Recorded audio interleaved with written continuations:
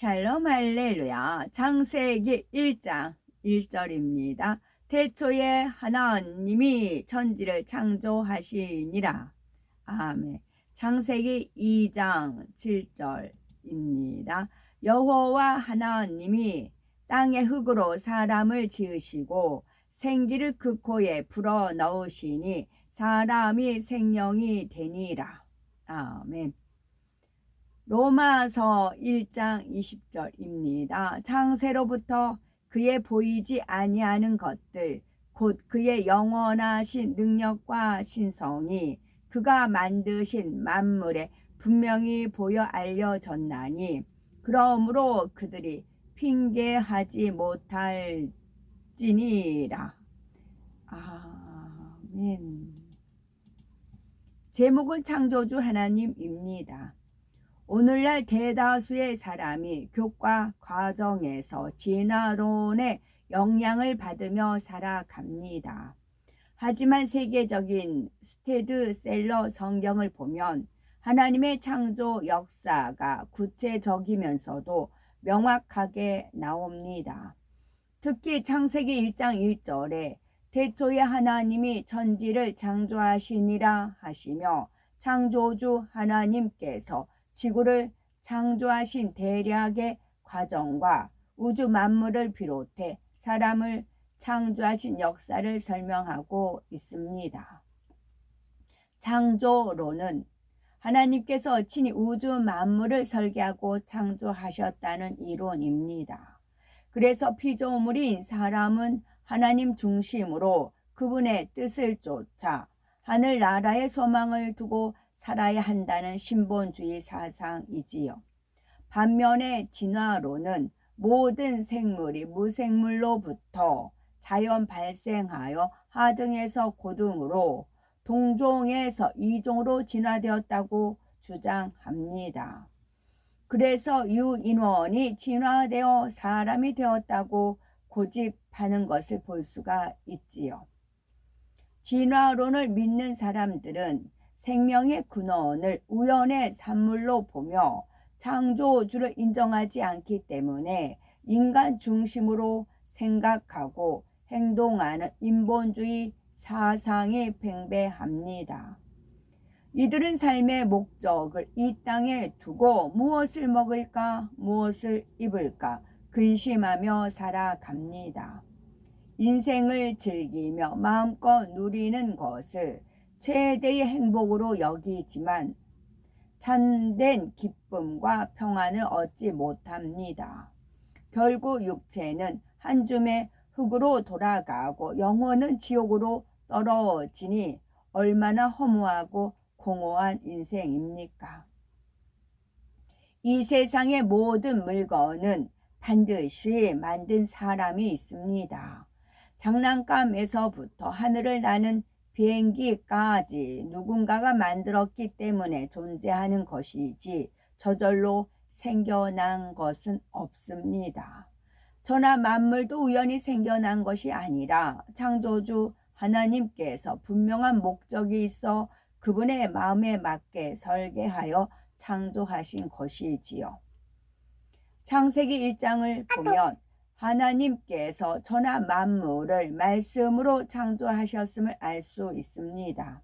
히브리서 11장 3절에도 믿음으로 모든 세계가 하나님의 말씀으로 지어진 줄을 우리가 아나니 보이는 것은 나타난 것으로 말미암아 된 것이 아니니라 말씀합니다. 창조주 하나님에 대한 증거는 성경뿐 아니라 우주 만물 안에도 무수히 많습니다. 동서남북과 사계절이 있고 지구에 자전, 공전이 있으며 밀물과 썰물의 교차, 바람과 구름의 이동 등 모든 것이 질서정연하게 운행이 됩니다. 이것을 어찌 하나님의 창조 섭리가 아닌 우연의 일치라고 할 수 있겠습니까? 더구나 사람, 짐승, 새, 물고기 등 모든 동물이 한결같이 눈은 2개요, 코 하나에 입도 하나, 귀는 2개요, 그 위치까지 똑같습니다. 이것만 보아도 창조주 한 분에 의해 창조되었음을 알 수 있지요. 누구든지 마음 문을 열고 천지 만물을 바라보며 창조주 하나님의 능력과 신성을 느낄 수 있고 살아계신 하나님을 알고 믿을 수 있습니다. 하나님께서는 창세 이래 어느 누구도 나는 창조주 하나님을 몰라서 못 믿었습니다 라고 핑계할 수 없도록 지금도 끊임없이 성령의 역사를 베풀고 계시지요. 창조주 하나님께서는 자기 형상 곧 하나님의 형상대로 첫사람 아담을 창조하였습니다.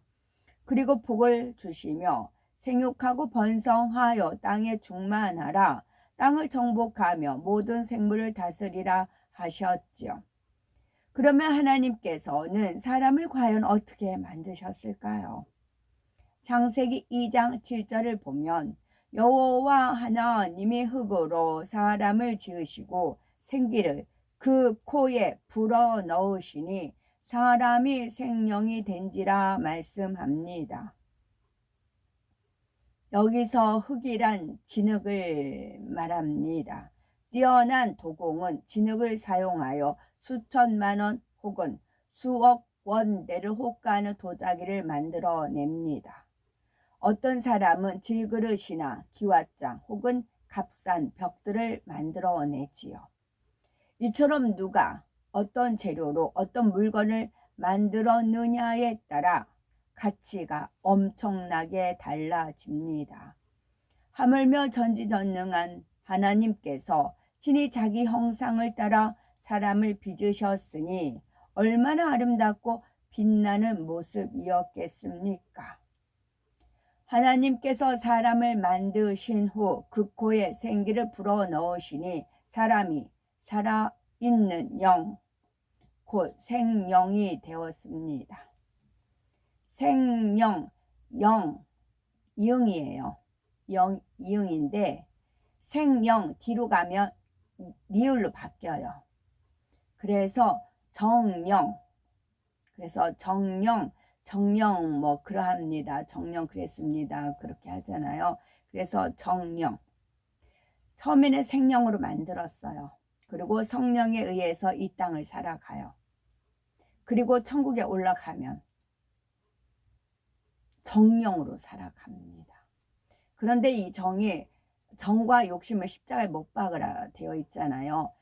냄새나고 썩어지고 자기 감정에 따라 자기 유익에 변한 그런 정이 아니고 주님과 사랑, 부부지간에도 사랑해서 결혼하지만 나중에는 미운정, 고운정 든다 그렇게 표현을 하잖아요. 처음에 정들어 결혼한다?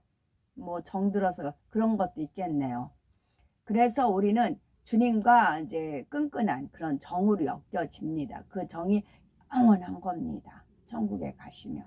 그래서 정령, 처음에 생령으로 만들어졌어요. 그 다음에 우리가 주님을 영접함으로 성령으로 살아갑니다. 성령의 힘에 의하여 천국에 가면 정령으로 살아갑니다. 그래서 이 땅에서 냄새나고 추하고 변질되는 정을 버리면 새로운 정이 주어집니다. 새로운 피조물로서. 그 정이 영원한 거예요. 그래서 정령. 생기란 하나님의 근본된 능력을 의미합니다. 그리고 보면 정들지만 안 보면 마음도 멀어진다 그러잖아요. 안 보면 마음이 멀어지고 보면 정든다. 그런 우리나라 속담이 있잖아요. 그래서 보면 볼수록 정이 든다. 그런 말이 있고 안 보면 마음도 멀어진다. 그런 말이 있고 그래요. 생기란 하나님의 근본된 능력을 의미합니다. 사람이 생명으로 창조된 과정은 형광등을 빛을 내기까지의 과정을 보면 쉽게 이해할 수가 있습니다. 제가 또 이런 말을 하면 이제 알아듣는 분도 계시지만 또 이제 처음 접하는 분도 계세요. 그런 분들은 이제 천국에 가시면 이제 제가 한 말이 이제 떠올려져요. 아, 그래서 이런 말을 했구나. 왜 정령 했구나. 알 수가 있습니다. 그 말씀은 하나님 말씀에 있어요. 하늘에 계신데 아버지의 뜻대로 하는 자가 내 형제 자매 모친이니라 그랬어요. 형제 자매 모친 무엇으로 이루어졌어요? 피로 이루어졌죠. 누구 피? 예수 그리스도의 피. 그리고 무엇으로 이루어져요? 정으로 이루어진 겁니다. 예수 그리스도의 정으로 이루어진 겁니다. 하늘에 계신데 아버지 뜻대로 하는 자가 내 형제요 자매요 모친이니라. 그 말씀이 적용이 되는 것입니다. 형광등이 빛을 내게 하려면, 그런데 육신의 생각은 하나님과 원수가 돼요. 하나님의 말씀의 법에 순종도 못해. 그래서 성령이 역사하고 반대가 됩니다. 원수지간이에요. 육신의 생각은. 형광등이 빛을 내게 하려면 먼저 잘 조립된 형광등을 준비해야 합니다. 그러나 그 상태로는 빛을 낼 수 없으며 전원과 연결되어 전류가 흘러야 비로소 빛을 내지요. 텔레비전도 아무런 움직임 없이 죽어 있는 듯한 물건인데 전원을 연결하면 갖가지 영상이 나타납니다. 텔레비전은 외관상으로 단순해 보이지만 그 속에는 오밀조밀한 부속품이 복잡하게 조립되어 있지요. 마찬가지로 하나님께서는 단순히 흙으로 사람의 형상만 빚은 것이 아닙니다. 설계도대로 사람의 형상을 빚으신 하나님의 손끝에서 근본의 빛이 나갔습니다. 그러자 몸 안에 오장 육부와 뼈와 핏줄과 신경 조직이 완벽하게 만들어졌지요. 이런 상태에서 전류를 통하게 하듯 생기를 불어넣으시니 곧 피가 돌고 호흡하며 움직일 수 있게 된 것입니다. 하나님께서는 사람의 뇌세포 안에 기억장치를 만들어 주셨지요. 사람이 보고 듣고 체험한 것이 기억장치에 저장되는데 이것이 지식입니다. 이 지식을 떠올리는 것이 생각이며 지식을 적절히 배합하여 활용하는 것이 지혜입니다. 피조물인 사람도 지혜와 지식이 더하여 문자나 사람의 음성을 인식하여 대화할 수 있는 컴퓨터까지 만들어내는데 전지전능하신 하나님께서 흙으로 사람의 형상을 빚고 생기를 불어넣어 생명을 만드시는 것이 어찌 어려운 일이었겠습니까? 무에서 유를 창조하신 하나님의 능력으로는 참으로 쉬운 일이지만 한계가 있는 사람으로서는 너무나 신기하고 측량하기 어려운 일인 거지요. 창조주 하나님께서는 첫사람 아담을 생명으로 창조하신 후 에덴 동산을 창설하셨습니다.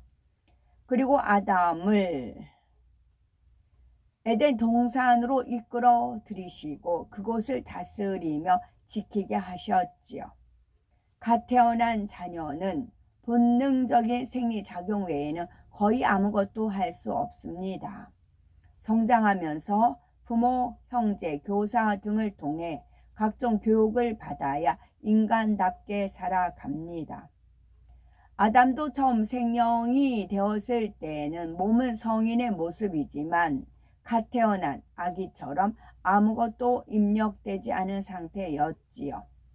하나님께서는 첫사람 아담이 에덴 동산에서 만물의 영장답게 살아갈 수 있도록 천지 만물의 조화와 영계의 법칙, 진리의 말씀 등 필요한 것들을 자상하고 상세하게 가르쳐 주셨습니다.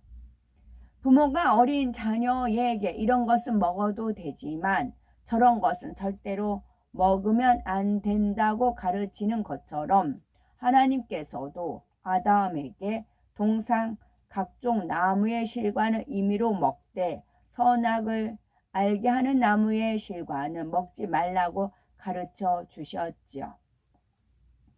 그런데 아담은 오랜 세월이 지나자 하나님의 말씀을 소홀히 여기고 선악을 알게 하는 나무의 실과를 먹고 말았습니다. 그 결과 죄의 싹신 사망이 임하게 되었지요. 사람에게 있어 주인의 역할을 하는 영이 죽게 되었고 결국 영이신 하나님과 교통할 수 없는 죄인으로 타락하고 말았지요. 하나님께서는 전지전능하시니 첫사람 아담이 불순종할 것을 이미 아셨습니다. 그럼에도 인간 경작을 통해 자원하는 마음으로 순종하는 참 자녀를 얻어 영원히 사랑을 주고받고자 사람을 창조하셨죠. 지금도 끊임없이 하나님의 뜻을 알려주시고 풍성한 사랑을 공급하시며 모든 사람이 구원받기를 원하십니다. 그러므로 하나님의 사랑을 깨달아 자유의지 가운데 순종하는 축복의 삶을 영위해야 되겠죠. 아멘. 생기란 하나님의 근본된 능력으로 생명의 역사를 일으킵니다.